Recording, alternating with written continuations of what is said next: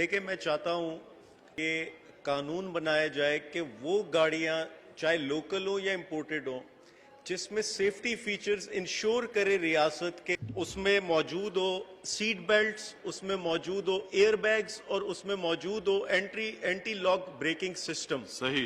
उसके बावजूद ना करने दिए जाए गाड़ियों को, ये ड्राइवर्स की सेफ्टी के लिए। आज पाकिस्तान में वो गाड़ियां सड़कों पे जो दुनिया में म्यूजियम में जा चुकी हैं, और ड्राइवर को जब आप बताएंगे कि रियासत उसकी गाड़ी में सेफ्टी फीचर्स इंश्योर कर रही है, तो वो रियासती कवानीन का ख्याल रखेगा। बहुत सही जी, बिल्कुल होना चाहिए ये। और ऑटोमोबाइल इंडस्ट्री 2.8% आपकी इकोनॉमी में, जीडीपी में कंट्रीब्यूट करती, तो जरूरी है हम क्वालिटी प्रोडक्ट्स दें अपने शहरियों को। मैं minister of industries and production से पूछना चाहता हूं कि गाड़ियों के हवाले से, व्हीकल्स के हवाले से क्या पॉलिसी है?